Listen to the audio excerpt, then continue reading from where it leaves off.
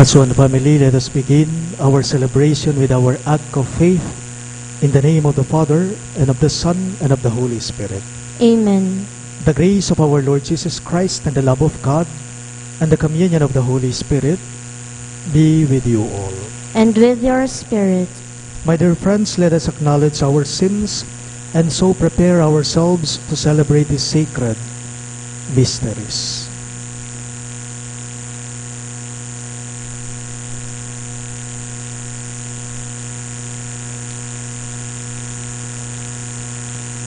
All together we say, I confess To Almighty God, and to you, my brothers and sisters, that I have greatly sinned in my thoughts and in my words, in what I have done and in what I have failed to do, through my fault, through my most grievous fault.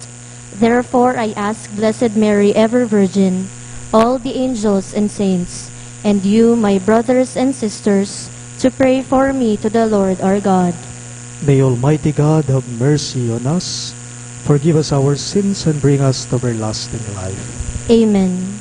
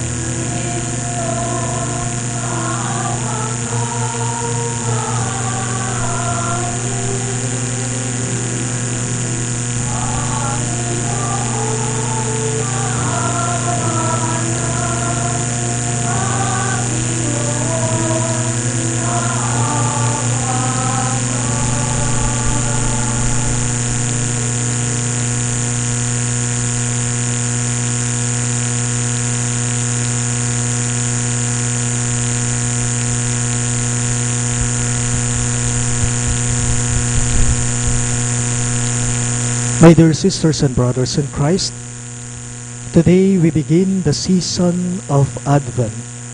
We open our hearts to God's love as we prepare to welcome Christ into our lives and homes. The candles of this wreath remind us that Jesus Christ came to conquer the darkness of sin and to lead us into the light of His glorious kingdom.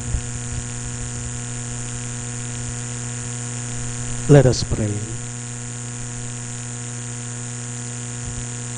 Lord our God, we praise you for your Son Jesus Christ. He is Emmanuel, the hope of the peoples.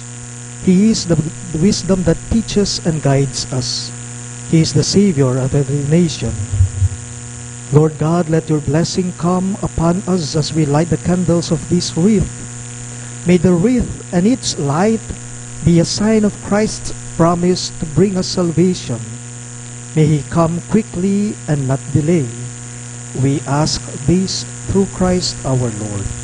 Amen.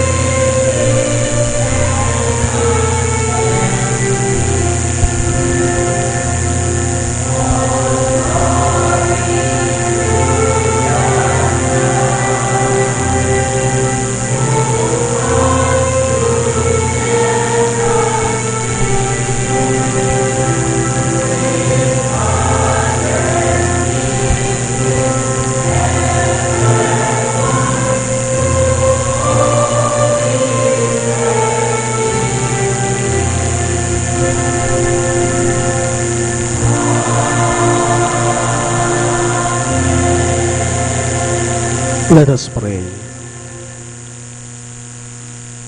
Grant your faithful, we pray, Almighty God, the resolve to run forth to meet your Christ with righteous deeds at his coming, so that gathered at his right hand, they may be worthy to possess the heavenly kingdom. Through our Lord Jesus Christ, your Son, who lives and reigns with you in the unity of the Holy Spirit, one God, forever and ever. Amen.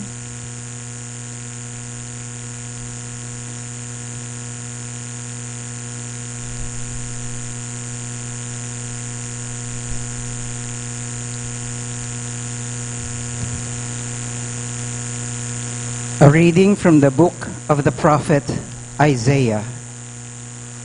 This is what Isaiah, son of Amos, saw concerning Judah and Jerusalem.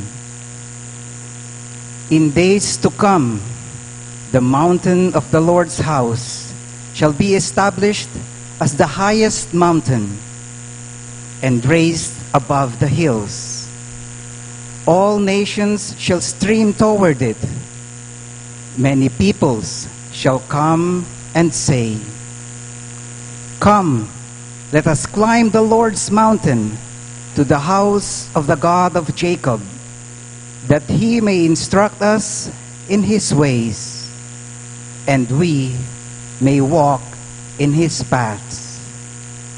For from Zion shall go forth instruction, and the word of the Lord from Jerusalem. He shall judge between nations and impose terms on many peoples. They shall beat their swords into plowshares and their spears into pruning hooks. One nation shall not raise the sword against another, nor shall they train for war again. O house of Jacob, come, let us walk in the light of the Lord."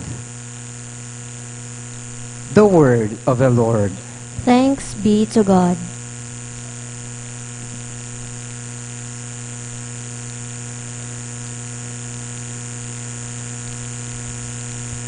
For our responsorial psalm, let our response be, "Let us go rejoicing to the house of the Lord." Let us go rejoicing to the house of the Lord. I rejoiced because they said to me, "We will go up to the house of the Lord."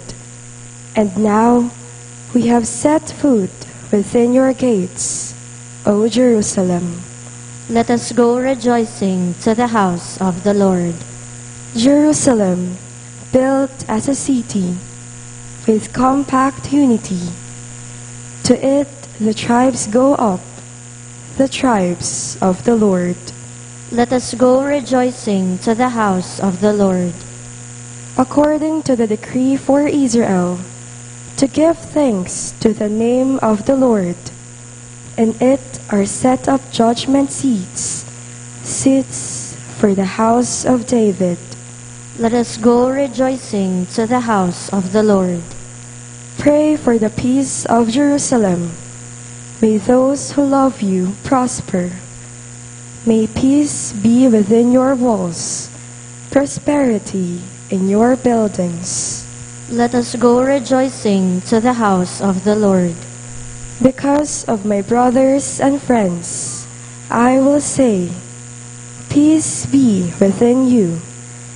Because of the house of the Lord, our God, I will pray for your good. Let us go rejoicing to the house of the Lord.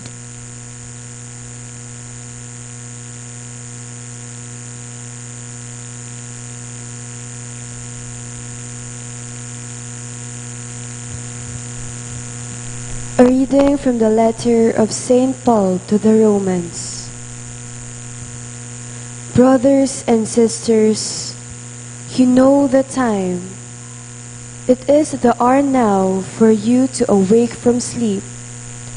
For our salvation is nearer now than when we first believed. The night is advanced, the day is at hand.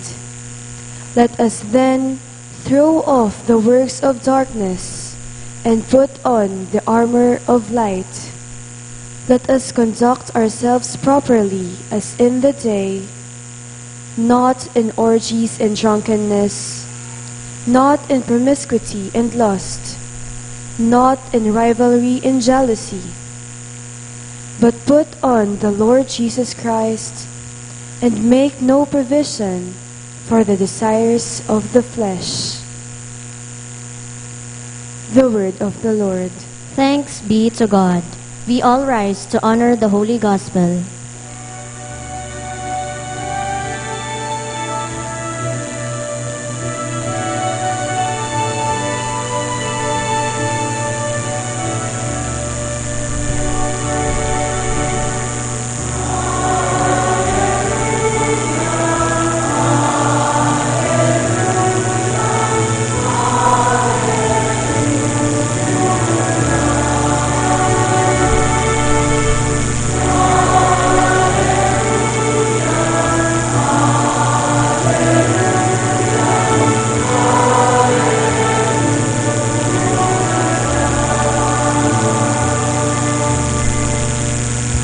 Together, show us, Lord, your love, and grant us your salvation.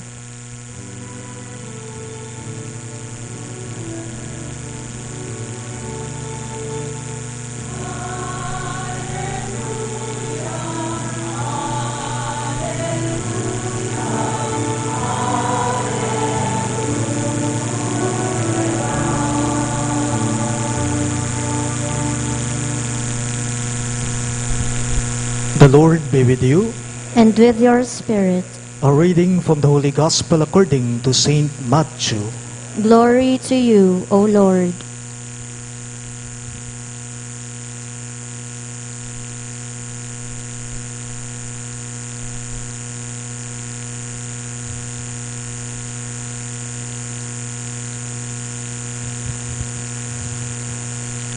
Jesus said to his disciples, "As it was in the days of Noah, so it will be at the coming of the Son of Man.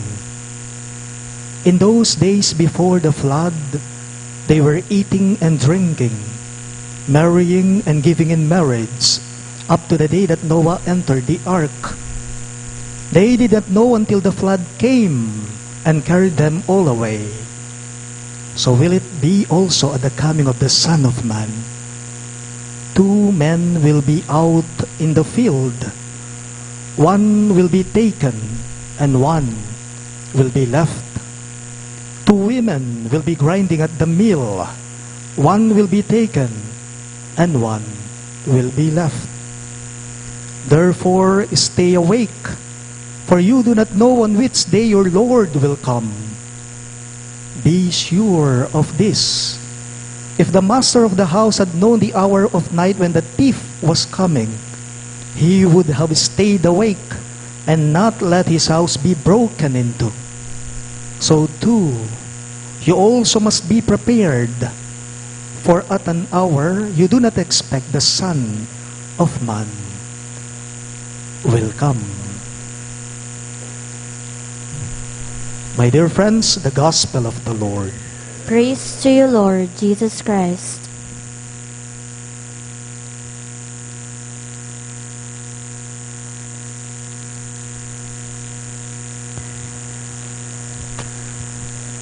Good morning, dear everyone.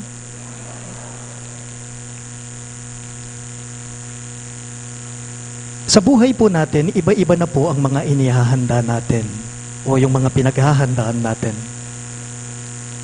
In our lives, we encounter different types of preparation. Why? Because we are waiting for someone to come or something to happen into our lives. And look, sometimes we spend a lot of money and even our own energy for these preparations. Ano po ba yung mga inihahanda natin? Ano ba yung mga bagay-bagay na pinaghahandaan natin? Halimbawa po, birthday party. Pinaghahandaan yan. Kahit pa man din po ang kapanganakan o pagsilang ng isang sanggol, birth of a baby or a child, pinaghahandaan yan. Kahit pa man din ang kinabukasan ng mga anak mo kung isa kang magulang, yung tuition fees nila sa school, yung allowances nila araw-araw, pinaghahandaan yan. Kasal ng mag-asawa, pinagpaplanuhan, pinaghahandaan. Kahit pa man din po sa isang pamilya, pagpapatayo ng sariling bahay, pinagpaplanuhan, pinaghahandaan. And we are so very excited about this to come or to happen. Pero tanong ko lang, iilan po kaya sa atin ngayon, sa totoo lang, pero iilan kaya sa atin ngayon, ang pinaghahandahan nila sa buhay ay ang mismong sariling kamatayan nila? Kung saan kay lilibing, kung anong damit ang ipapasuot sa iyo kapag namatay ka na, meron ba? How many of us are preparing for their own death? Iba-iba nga naman ang ating mga pinaghahandaan. Today, we start a new calendar in the new liturgical year of the church. Advent season. Today is the first Sunday of Advent. As we all know, Advent means arrival, coming. At siyempre, kapag may dumarating, ito'y pinaghahandaan natin. Kapag may dumarating, ito'y hinihintay natin. In our gospel for today, in today's gospel, it speaks about watchfulness and preparation on our part.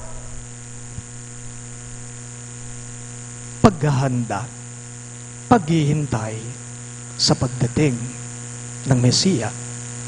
Mayroon daw pong isang kwento, ang isang lalaki na nagngangalang Shalom.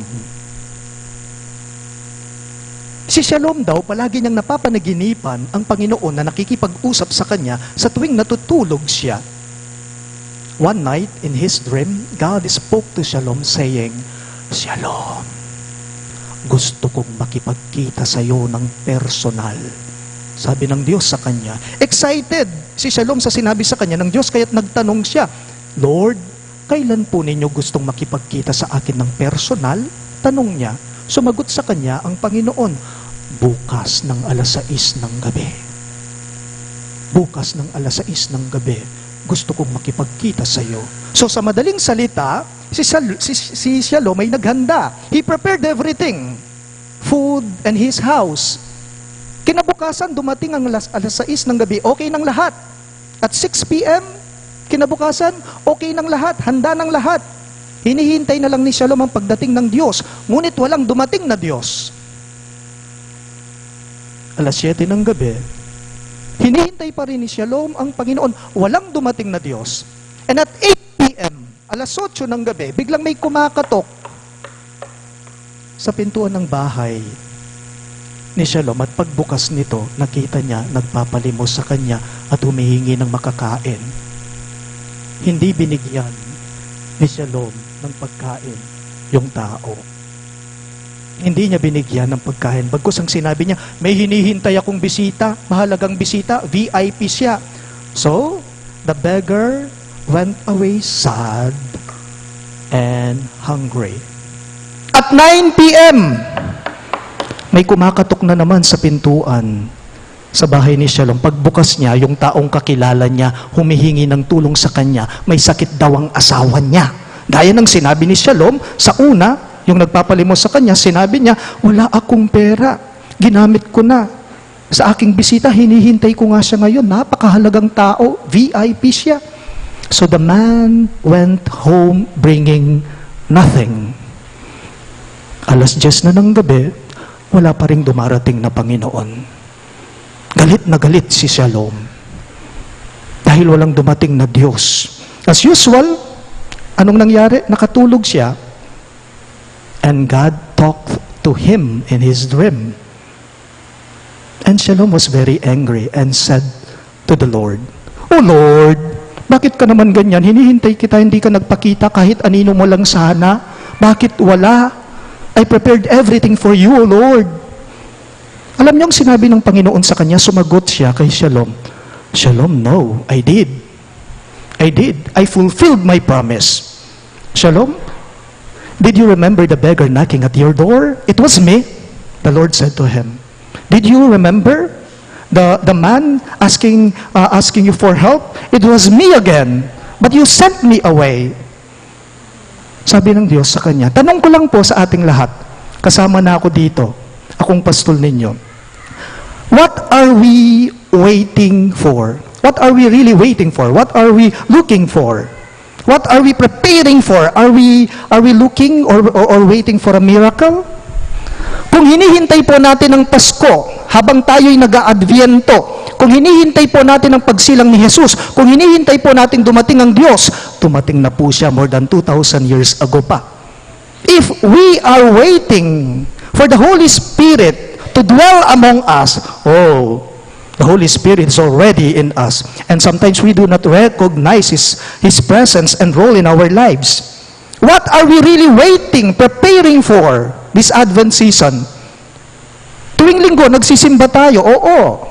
Every Sunday, we attend Mass. Sometimes we pray the novena. And we receive the Holy Communion. Tinatanggap natin ang banal na komunyon. And Christ becomes a part of us. Pero sa totoo lang po, nakakalungkot mang sabihin sa inyo, tayong lahat, kasama ako dito, akong pari ninyo. But sometimes after the Mass, we return to our old habits. Pagkatapos ng misa, nakakalungkot mang sabihin sa inyo, balik tayo sa gawi ang ating ugali. Paalala lang po, this Advent season, what the Lord is waiting from us is a changed way of life.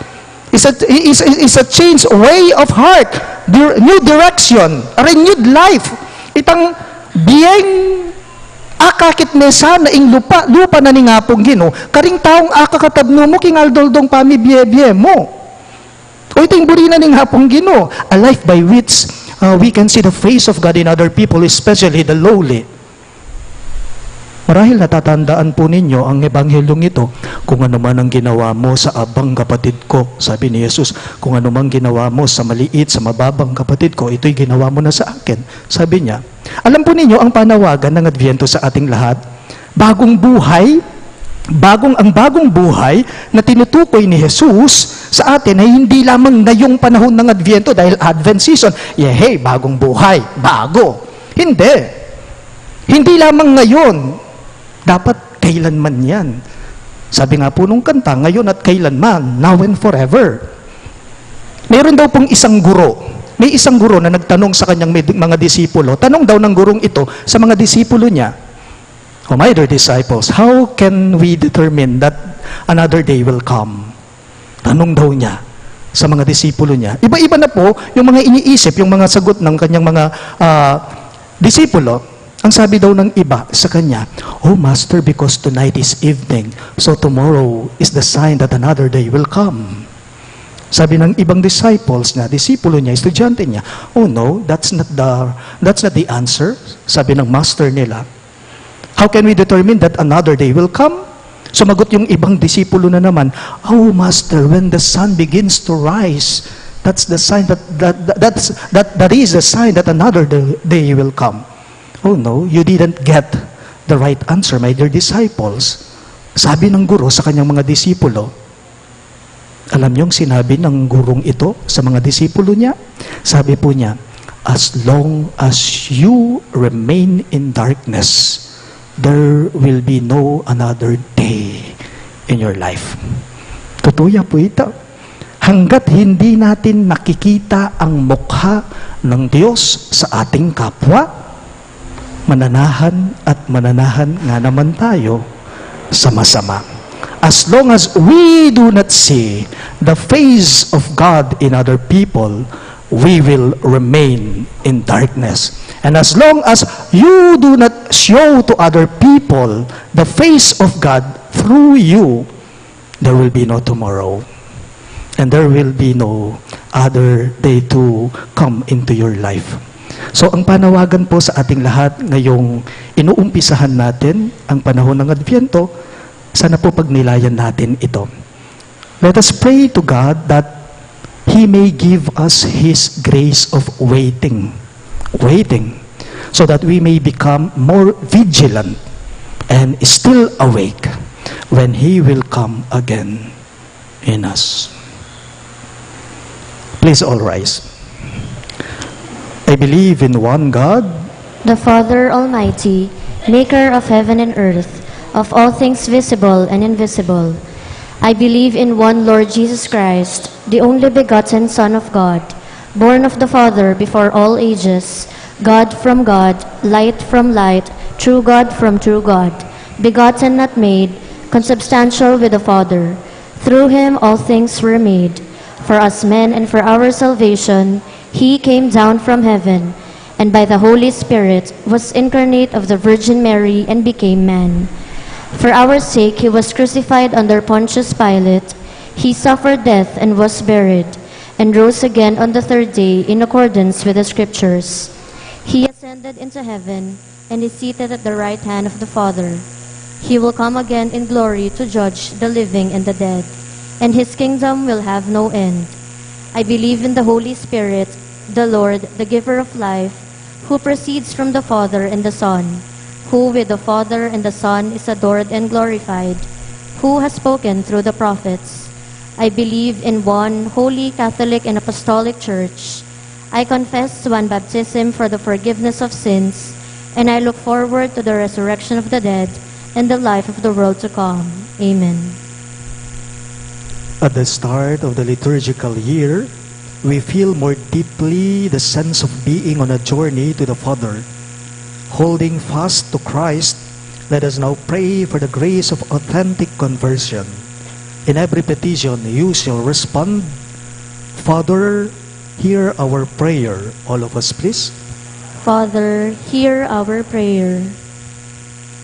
That the Church and its leaders may see the Advent season as an acceptable time of salvation and invite all people to join the great pilgrimage to the house of the Father.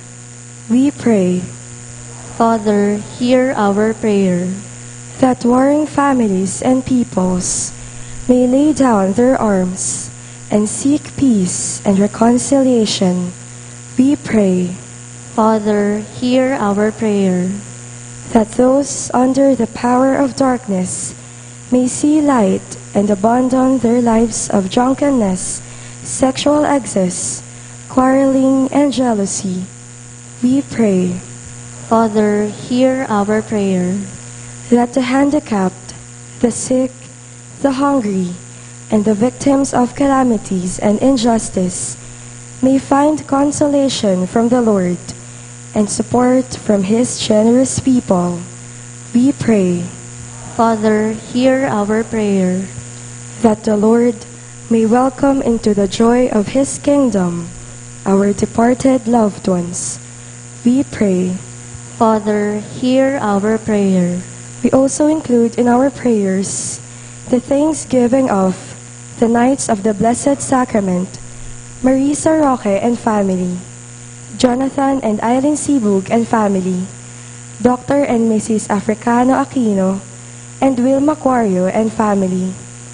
For the birthday thanksgiving of Dottie Lacson, for the special intentions of Laila Abiog, Paz Suin, Evelyn De La Rosa, Alice Galang, Ferdinand Barrientos for his speedy recovery, Marie Faye Bernardo for successful nursing board exam, the St. Jude Thaddeus Parish Pastoral Council, and the St. Jude Village officers and homeowners. For the good health of Sonny Bustos for his complete healing, Inez Sunga, Anita Teodin, Richard Cabaya for his speedy recovery, Dr. and Mrs. Africano Aquino, Bienvenido Ingal, Ben Andreo Ingal, and all our sick relatives and friends. For the wedding anniversary of Joel and Vina Salangsang. For the eternal repose of the souls of Norma, Maria Virginia, Antonio Alde, Segundo Salonga, Joseph Sechon, Marcelo, Dolores, Roman, Marizel Ocampo, Pablo Velarde Sr., Armando Acuña, Roberto Quario, Wilfredo Florentino, Juan Cristina Cambe, and all souls in purgatory, we pray. Father, hear our prayer. In silence, we pray now for personal intentions.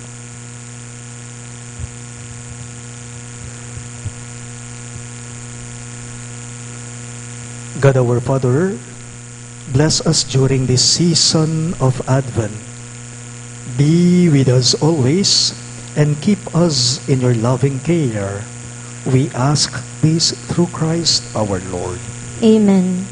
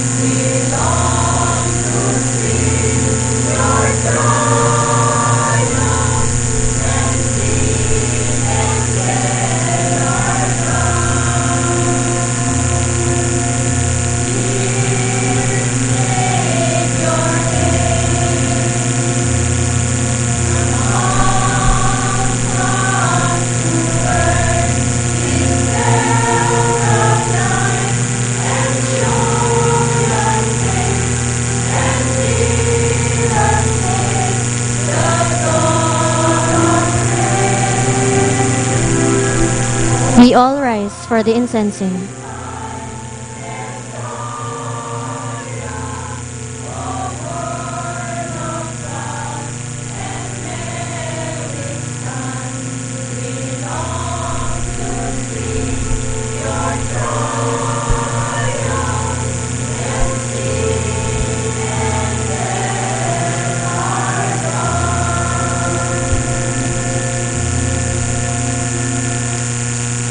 Pray, my dear friends, that my and your sacrifice may be acceptable to God, the Almighty Father. May the Lord accept the sacrifice at your hands for the praise and glory of His name, for our good and the good of all His holy church. Accept, we pray, O Lord, these offerings we make, gathered from among your gifts to us, and may what you grant us to celebrate devoutly here below gain for us the prize of eternal redemption. We ask this through Christ our Lord. Amen.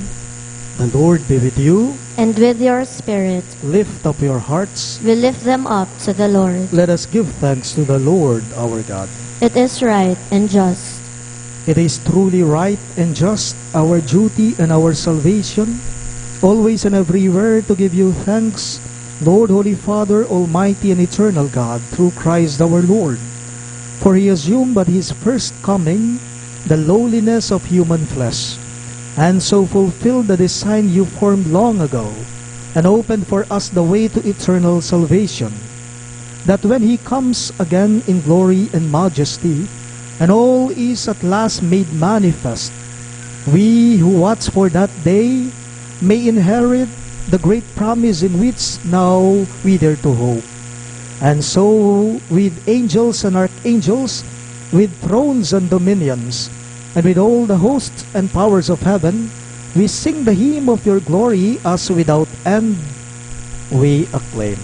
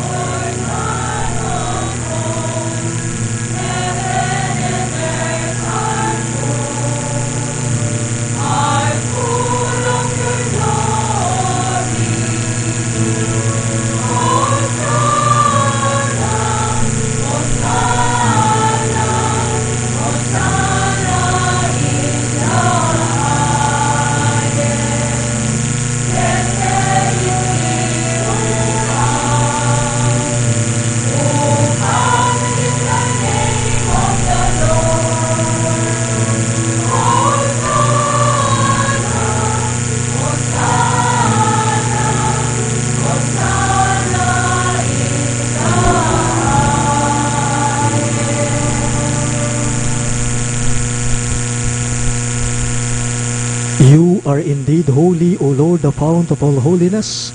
Make holy, therefore, these gifts, we pray, by sending down your Spirit upon them like the dewfall, so that they may become for us the body and blood of our Lord Jesus Christ.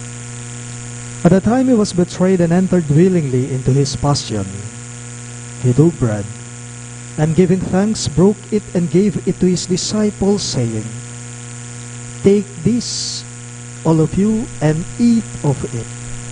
For this is my body, which will be given up for you."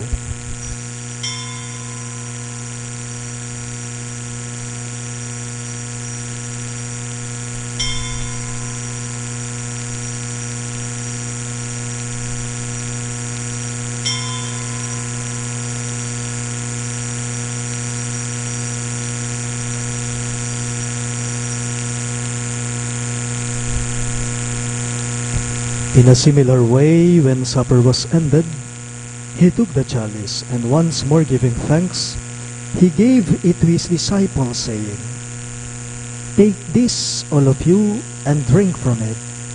For this is the chalice of my blood, the blood of the new and eternal covenant, which will be poured out for you and for many, for the forgiveness of sins. Do this in memory of me."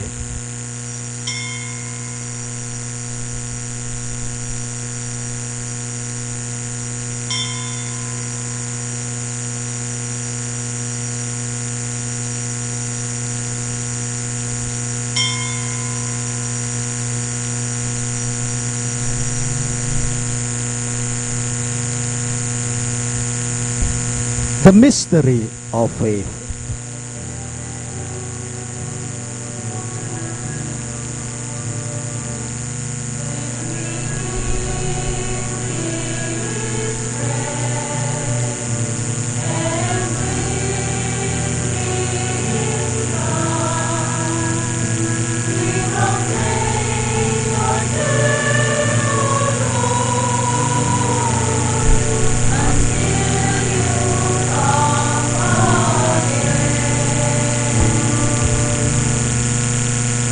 Therefore, as we celebrate the memorial of his death and resurrection, we offer you, Lord, the bread of life and the chalice of salvation, giving thanks that you have held us worthy to be in your presence and minister to you.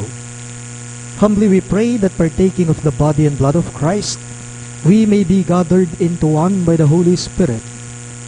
Remember, Lord, your church spread throughout the world, and bring her to the fullness of charity, together with Francis, our Pope, Florentino, our Bishop, Pasiano, our Bishop Emeritus, and all the clergy.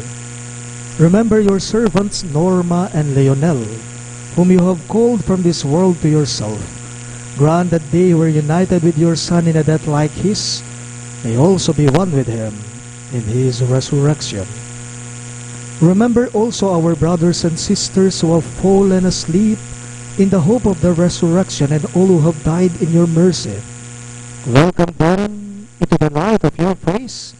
Have mercy on us all, we pray, that with the Blessed Virgin Mary, Mother of God, and Saint Joseph, her most chaste spouse, with the blessed apostles, Saint Jude Thaddeus, our patron saint, and all the saints who have pleasure throughout the ages, we may merit to be co-heirs to eternal life, and may praise and glorify you through your Son, Jesus Christ.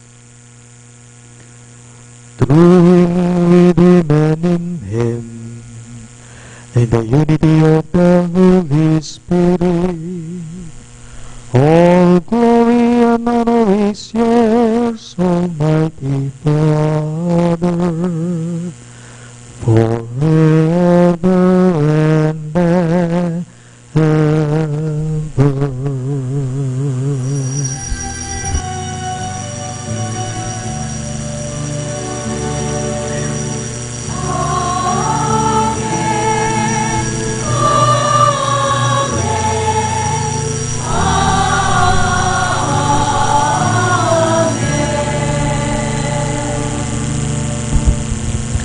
Let us now pray for the coming of the kingdom as Jesus taught us.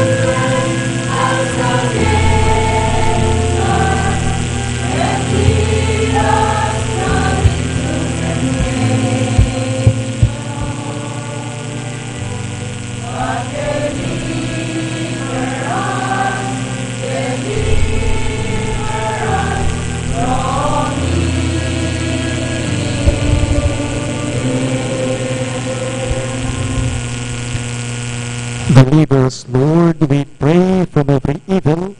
Graciously grant peace in our days, that by the hope of your mercy we may be always free from sin and safe from all distress, as we await the blessed hope and the coming of our Savior, Jesus Christ.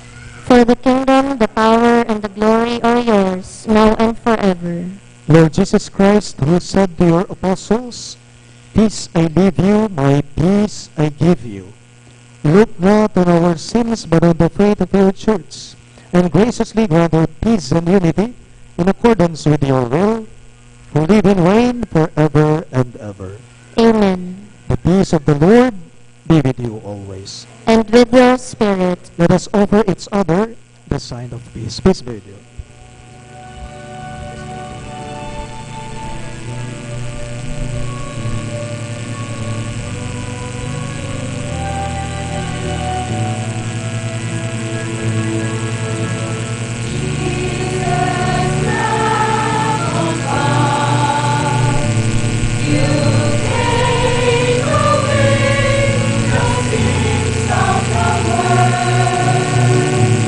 Have mercy.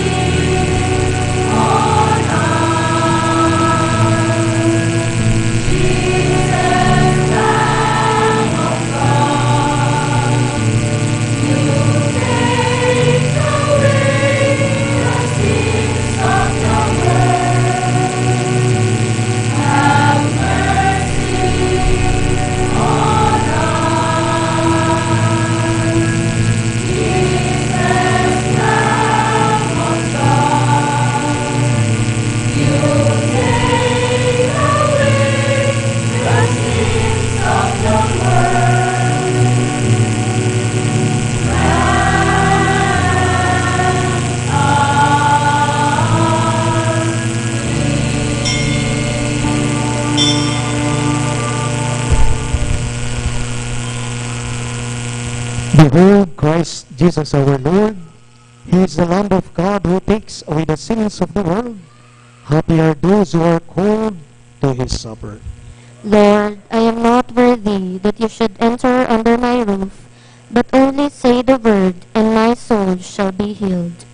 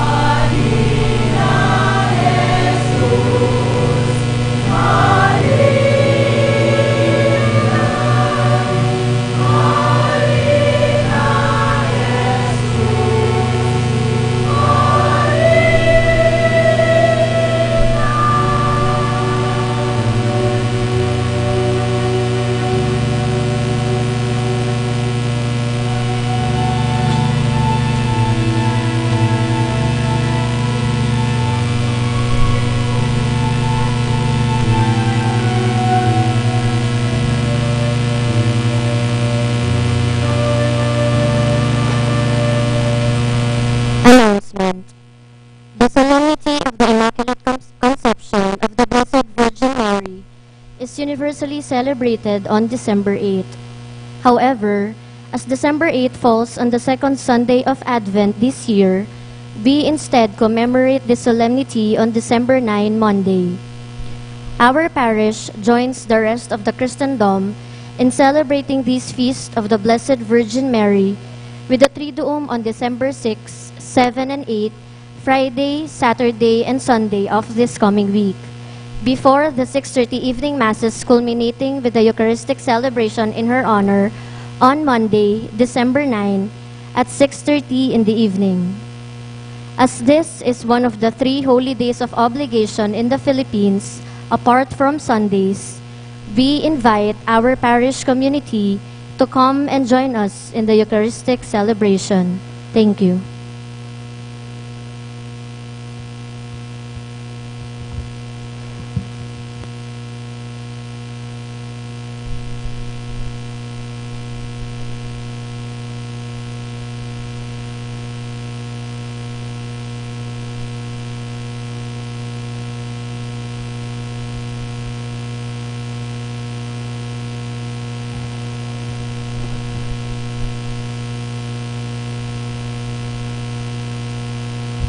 Let us pray.